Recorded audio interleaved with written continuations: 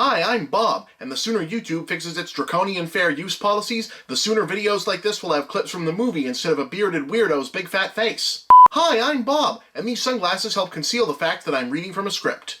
Hi, I'm Bob, and this self-aware cold open is cynically designed to make you, the viewer, feel like a special clever person who's in on the joke.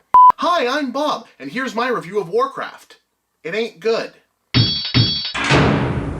Good news! After nearly 3 decades of video game movies being terrible because they didn't respect the actual games at all, we finally have one that's just as, if not substantially more terrible because it reveres the games entirely too much. And now that Goldilocks has had her nibble at the Mama Bear and Papa Bear side of that equation, we should be just about ready for some enterprising go-getter to swoop in all Baby Bear-like and get things just fucking right. Or at least hopefully. After all, the next couple of these are based on Ubisoft franchises, and it's not like they've ever been known to vanish eagerly up the industrial-strength vacuum cleaner-like asshole of their own self-important mythological pretense, right?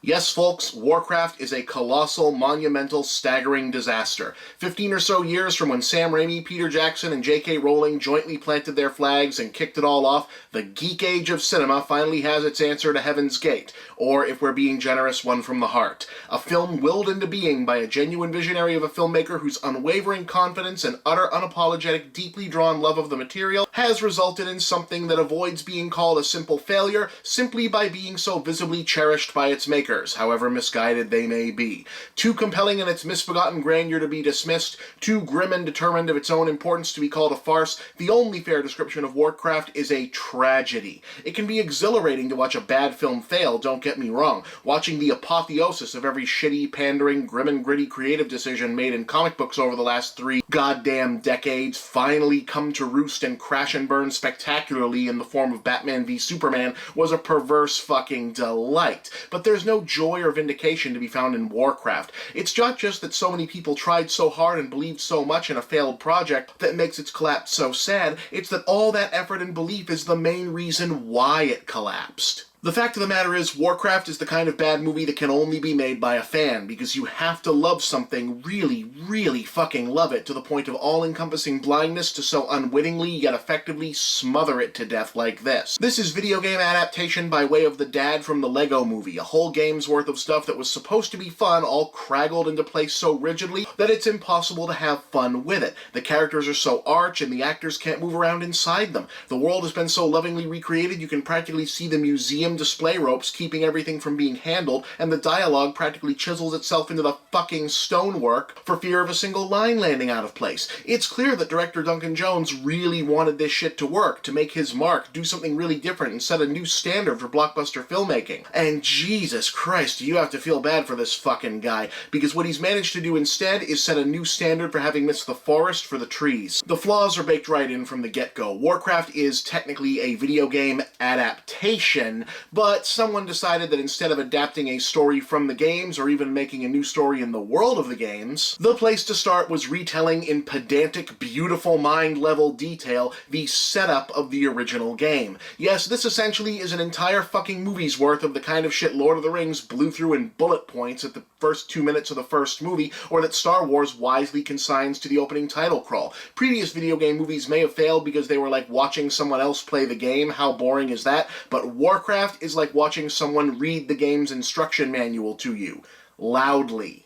And that's some heartbreaking shit, because it's the kind of bad decision that only a truly love-struck fan can make, assuming that the mechanics and mythology details are so fucking important that we need to learn every single piece of it, rather than skip ahead to the goddamn interesting stuff. Make no mistake, this kind of attention to detail and narrowly focused worship of the material is the reason that the armor and weapons and spells and the orcs, I mean holy shit, the orcs are fucking amazing in this thing, all look so damn good, but it's the exact wrong instinct for telling an interesting story. Especially when that story needs all the help it can get to be worth telling in the first place. Setting aside that for all its novelty, the world of WARCRAFT is basically just the same high fantasy hodgepodge that every other kitchen sink fantasy realm has aspired to post-Gygax, it's still pretty astonishing to realize that once the movie is done introducing every location, race, faction, region, sect, and all that shit, someone seriously thought we needed 2 full hours to understand a storyline that boils down to the green stuff is bad. I mean, fine, it's mythology, but mythology needs characters we can invest in, and apart from one early scene of an orc couple just chilling and talking about life, which is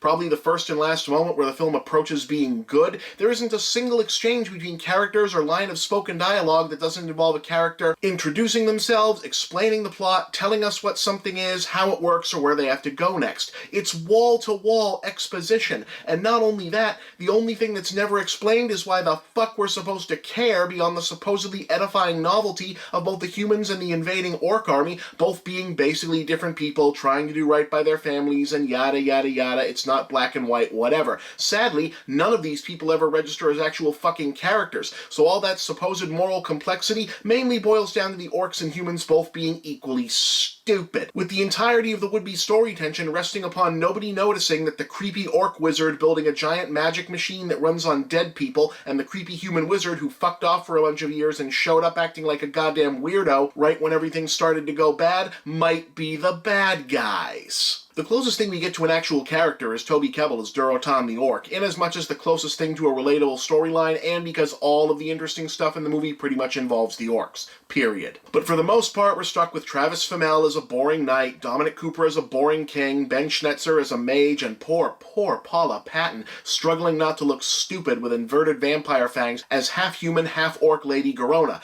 which kind of feels like she should be the main character, but then for some reason isn't. And none of these people ever manage to be interesting because they never get to talk about anything that isn't tedious world-building or exposition. At one point, there seems to be a romance between two of them, and you could feel the audience come to life for the first time all night as everyone collectively looked at the person next to them and asked, "Wait a minute, when the fuck did that happen?" Worse still, it all builds up to a chaotic climax full of death, betrayal, emotion, tragedy, stakes, grand self-sacrificing gestures, and martyrdom that feels like it should be the stuff of legends if it was even remotely possible to give a shit about who the fuck any of these assholes are or what the hell's going to happen to them. Even simply reacting to the ending feels like homework. Okay, class, was this a happy ending, a sad ending, a cliffhanger, or did they just run the fuck out of time? And despite all that, I find myself wishing I could root for the damn thing, just because Duncan Jones is so clearly talented and deserving of serious blockbuster clout, but, fuck, the most tragic thing about this film is how massively beyond his grasp it turned out to be. Sure, it's possible that any director could have buckled under the pressure of taking on this particular project, but whereas at least the mostly CGI scenes involving the orcs and the far too few battle scenes, it's kind of weird, but Warcraft has very little Warcraft in it, everything involving the humans or filmed on a practical set looks staged and dull like a network TV broadcast. It's just shocking and depressing seeing such dreary work come from the same filmmaker who brought such masterful command of cinematic language and scene geography to Moon and Source Code. Those are two movies you should watch, by the way. They're really fucking good. Warcraft, on the other hand, Warcraft tries fucking hard and fails fucking mightily. It wants to be big, it wants to be different, it wants to be the smarter, deeper, more meaningful breed of summer blockbuster that explores ideas and asks questions. Unfortunately, the only questions I have a feeling anyone is going to be asking walking out of this film is, what the hell did I just watch, and how the fuck did it happen?